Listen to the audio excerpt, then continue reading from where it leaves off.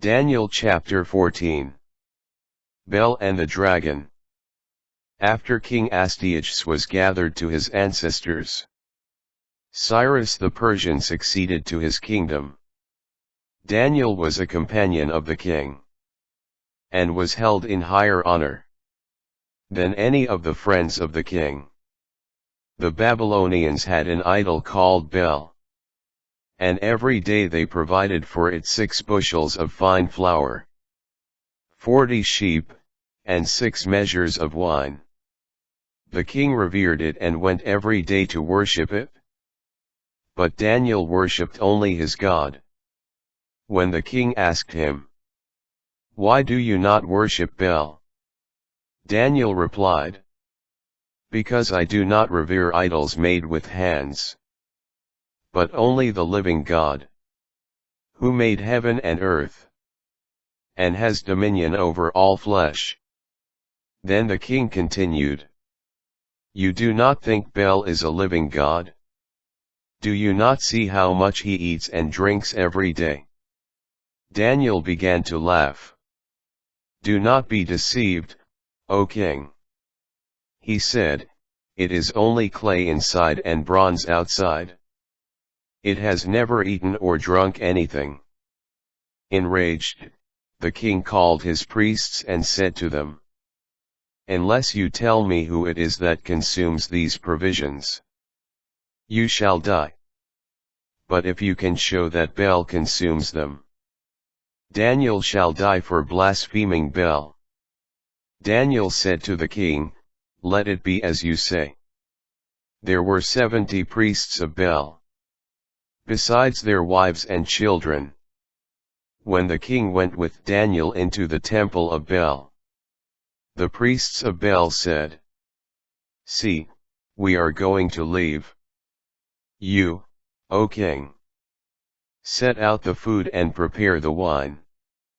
Then shut the door and seal it with your ring.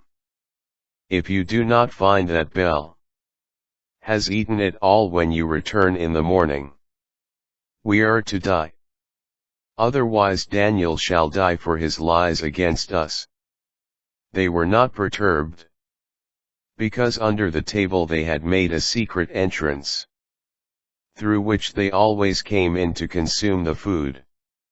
After they departed, the king set the food before Bel, while Daniel ordered his servants to bring some ashes, which they scattered through the whole temple. The king alone was present. Then they went outside, sealed the closed door with the king's ring, and departed.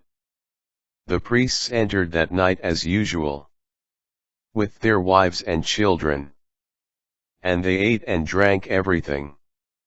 Early the next morning, the king came with Daniel. "Are the seals unbroken, Daniel?" he asked. And Daniel answered, "They are unbroken, O king." As soon as he had opened the door, the king looked at the table and cried aloud, "You are great, O Bel. There is no deceit in you." But Daniel laughed and kept the king from entering. He said, "Look at the floor, and consider whose footprints these are."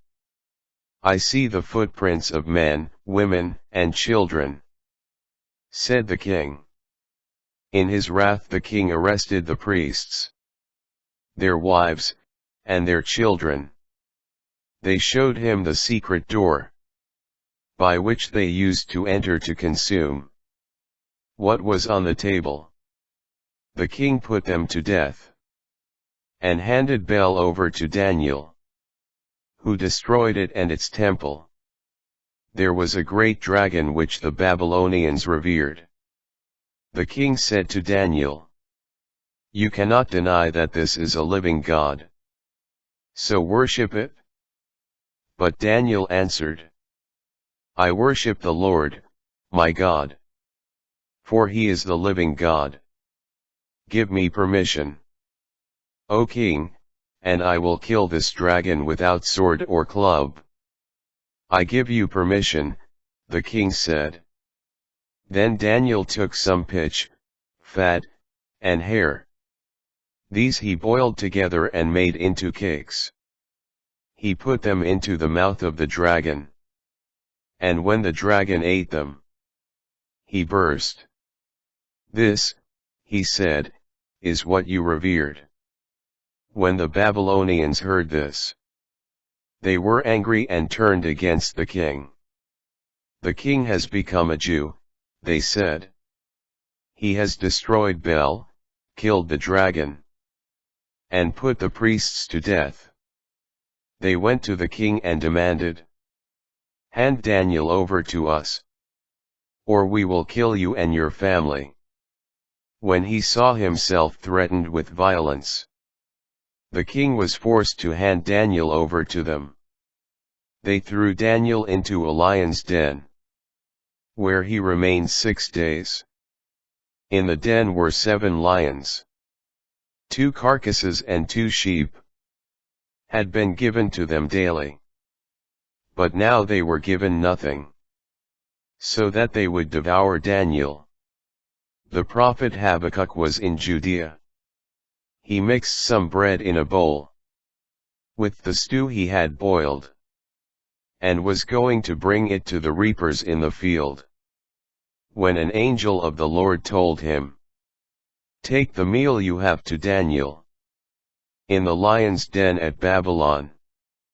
But Habakkuk answered, "Sir, I have never seen Babylon, and I do not know the den."